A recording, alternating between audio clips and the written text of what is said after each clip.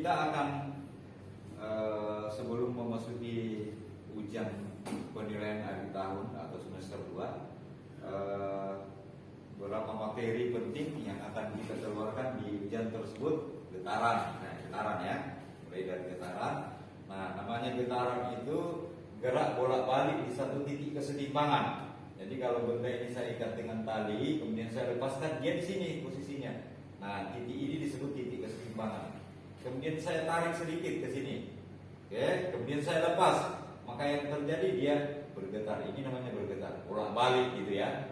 Nah, yang namanya satu getaran itu dari A ke B ke C ke B kemudian ke A lagi. Nah, itu satu getaran. Atau dimulai dari B ke C ke B ke A ke B lagi. Itu juga satu putaran. Ya, kemudian gelombang ya. Gelombang itu getaran yang merambat. Nah, ini kalau bergetar gini kemudian merambat sana. Nah, ini namanya gelombang. Kalau saya gambarkan seperti ini, ya, seperti ini. Nah, ini namanya gelombang. Ini bisa pakai tali, bisa juga air dan sebagainya. Nah, kalian lihat dia merambat ke atas, bergetar atas turun kan? Naik turun, naik turun. Tapi merambatnya ke kanan, jadi tegak lurus. Arah getar dengan arah rambat itu tegak lurus. Nah, ini biasa disebut gelombang transversal.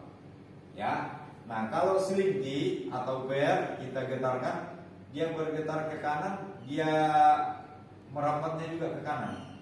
Nah, jadi searah antara rambat dengan getar itu searah, itu biasa disebut gelombang longitudinal. Ya. Nah, persamaannya seperti ini. Y sama dengan A sin omega T ditambah K kali X, ya. K kali X, nanti saya tulis dulu. Omega T K kali X, ya. Omega itu kecepatan sudut, K itu bilangan gelombang, ya. T itu waktu dia merambat, waktunya. Kemudian X-nya itu jarak dari pertama kali ke titik, bisa sampai di sini, bisa sampai sini dan sebagainya. Itu namanya X. Ya, jarak yang ditempuh gelombang.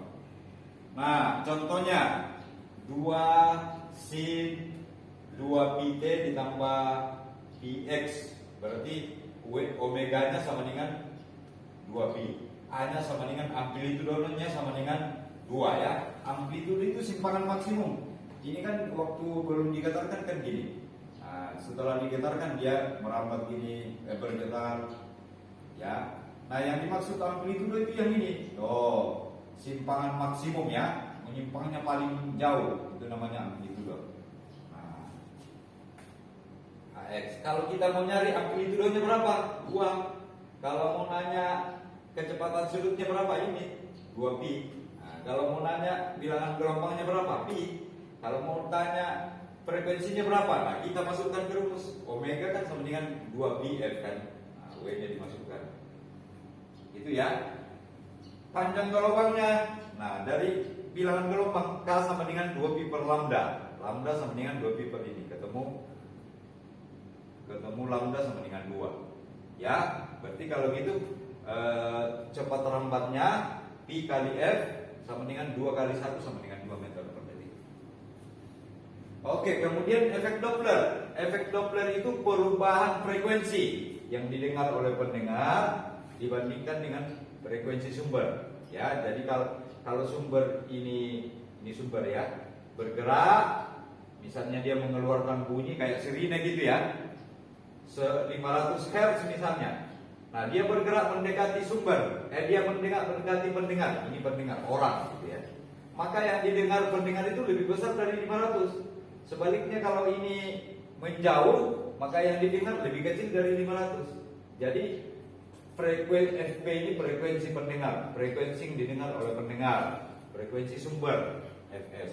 Ya, kalau dua-duanya diam, ini juga diam, kayak kita dengarin musik, maka frekuensinya sama. Ya, kalau ini mengeluarkan 500, ya 500 juga karena sama-sama diam. Nah, ini ada plus. Bisa mendekati, bisa menjauh, ya. Kalian bisa melihat lagi, itu sudah pernah saya ajarkan. Kemudian pemanasan global. Nah, ini pemanasan global itu gini.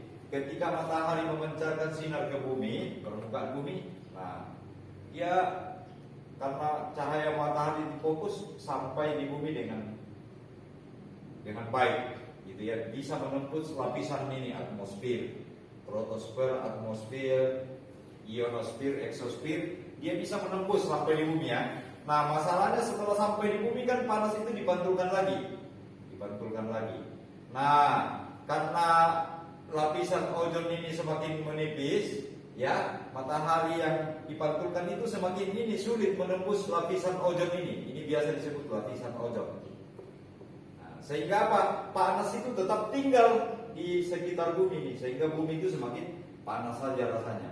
Karena cahaya matahari yang begitu mudah masuk ke permukaan bumi, setelah dipantulkan susah untuk menembus lapisan ozon, sehingga panas itu terperangkap di dalam. Jadi seolah-olah panas di dalam rumah kaca gitu. Ya, kalian bayangkan kalau kalian di dalam ruangan, kemudian ada panas, ya, naik mobil lah kira-kira ya. Biasanya orang buka jendelanya supaya udaranya masuk, supaya tidak panas. Kira-kira begitu. Ya, jadi seakan-akan kita sedang berada di dalam mobil yang tidak ada AC-nya gitu, pada siang hari. Nah, seperti itu yang disebut dengan efek rumah kaca.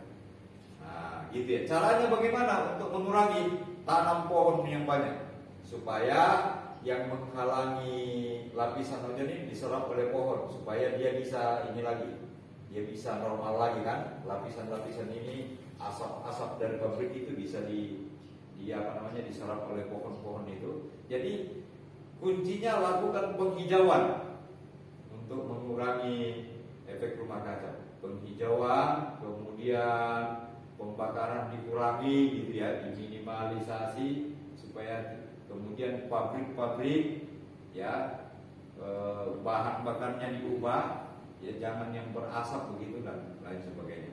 Kalian tahu juga BBM kendaraan itu diubah sedemikian rupa supaya tidak terlalu banyak mengeluarkan asap, karena itu bisa menyebabkan lapisan ozon ini semakin tebal gitu, sehingga ketika bumi memantulkan cahaya sulit ditembus. Nah, anak-anak ini kalian bisa baca ya, di bukunya ada pemanasan global ya, itu juga soalnya agak banyak. Nah, saya kira itu ya, tidak semua materi di ini saya keluarkan karena memang waktu kita belajar tidak banyak, jadi saya usahakan sedemikian rupa ya, yang mudah-mudah aja, yang mudah-mudah kita keluarkan supaya ya kalian bisa mengerjakan dan bisa lulus nanti ya. Nah, saya kira itu aja. Terima kasih untuk perhatiannya.